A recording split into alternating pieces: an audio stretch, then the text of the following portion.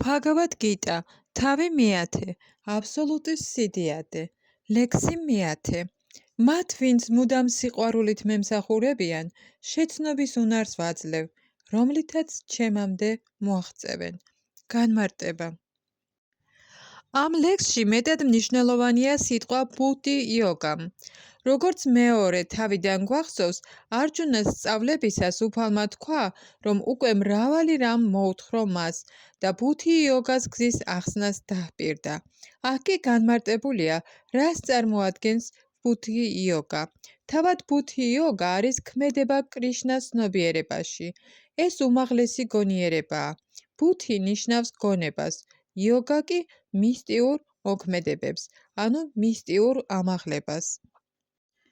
როდესაც ცოცხალი არსება შინ ღმრთებასთან დაბრუნებას ცდილობს და სრული კრიშნას ცნობიერებით ერთგულ მსახურებას იწყებს, მის ქმედებას ბუდჰი იოგა ეწოდება.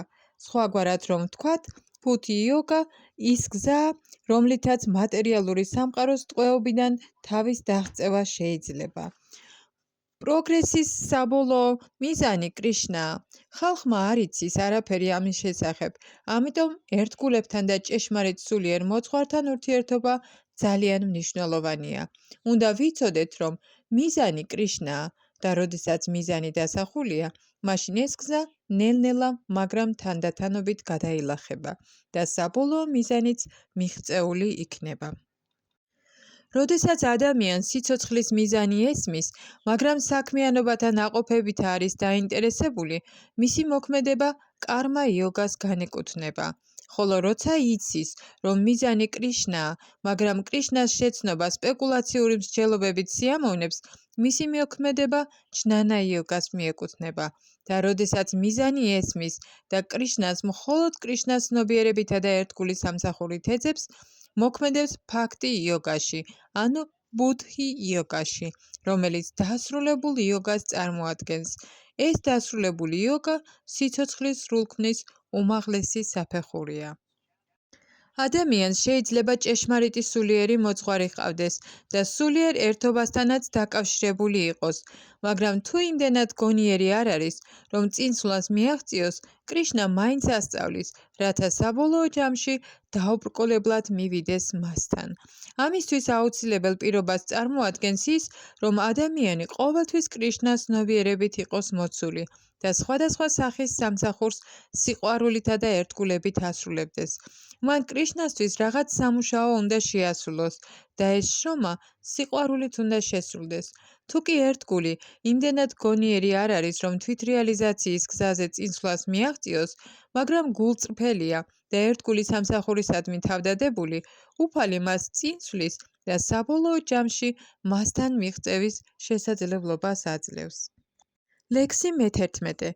განსაკუთრებული მადლი რომ მოვბინო მათ, მე, რომელიც მათ გულებში ვიმყოფები, ცოდნის კაშკაშა ჩირაღდნით ვსპობ უგუნურებით შობილ წყდიათს. განმარტება. როდესაც ბენარესში უფალი ჩაიტანია ჰარე კრიშნა, კრიშნა კრიშნა, ჰარე, ჰარე რამა, რამა რამა, ჰარეს გალობას ავრცელებდა, ათასობით კაცი მიჰყვებოდა მას. იმ დროის მეტად გავლენიანი და ერუდირებული მეცნიერი პრაკაშანანდა სარასვატი დასცინოდა უფალ ჩაიტანიას, როგორც სენტიმენტალისტს.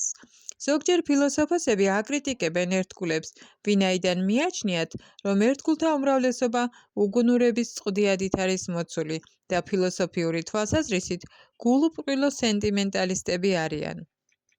სინამდვილეში ეს ასე არ არის.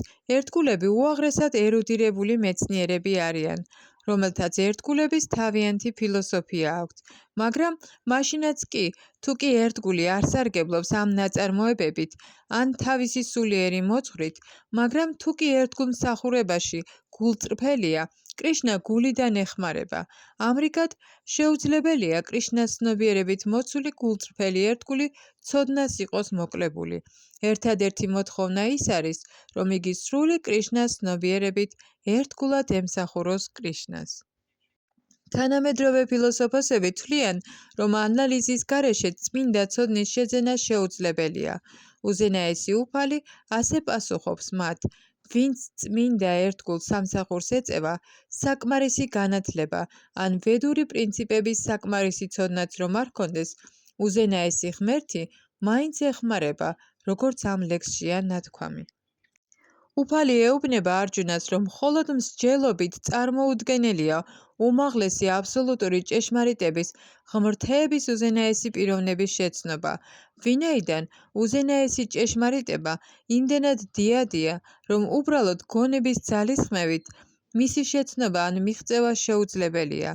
ადამიანმა შეიძლება მილიონობით წლების მანძილზე იმსჯელოს, მაგრამ თუ კი ერთგული არ არის, თუ კი არ უყვარს უზენაესი ჭეშმარიტება, ვერასოდეს გაიგებს კრიშნას, უზენაეს ჭეშმარიტებას. უზენაესი ჭეშმარიტების, კრიშნას დაკმაყოფილება მხოლოდ ერთგული სამსახურით შეიძლება და თავისი წარმოუდგენელი ენერგიით უფალს შეუძლია გულში გაენდოს წმინდა ერთგულს.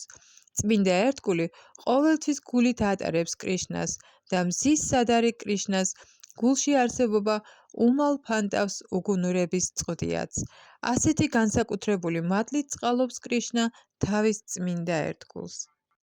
მილიონობით დაბადების მანძილზე მატერიალურ სიბინძურესთან ურთიერთობის გამო ცოცხალი არსების გული მუდამ მატერიალიზმის მტვრით არის დაფარული, მაგრამ, როდესაც ერთგულ სამსახურს იწყებს და გამუდმებით გალობს ჰარე კრიშნა მანტრას, მტვერი მალე იწმინდება და ცოცხალი არსება წმინდა ცოდნის საფეხურს აღწევს. საბოლოო მიზნის, ვიშნუს მიღწევა მხოლოდ ამ გალობითა და ერთგული სამსახურით შეიძლება და არა სპეკულაციური მსჯელობითა თუ კამათით. წმინდა ერთგულს არ უხდება ცხოვრების მატერიალურ მოთხოვნილებებზე ფიქრი, მას არაფერი უნდა აღელვებდეს, ვინაიდან, როდესაც გულში სიბნელე გაეფანტება, მისი სასიყვარულო ერთგული სამსახურით კმაყოფილი უზენაესი უფალი თვითონ უზრუნველყოფს ყველაფრით. ეს არის ბჰაგავად გიტას დარიგებათა არსი. მათი შესწავლის შედეგად ცოცხალი არსება ბოლომდე მიენდობა უზენაეს უფალს და შეუდგება მის წმინდა ერთგულ სამსახურს. უზენაესი უფლის მზრუნველობის გამოჩენისთანავე, იგი სრულიად შეწყვეტს ყოველგვარ მატერიალურ ძალისხმევას. ჰარე კრიშნა.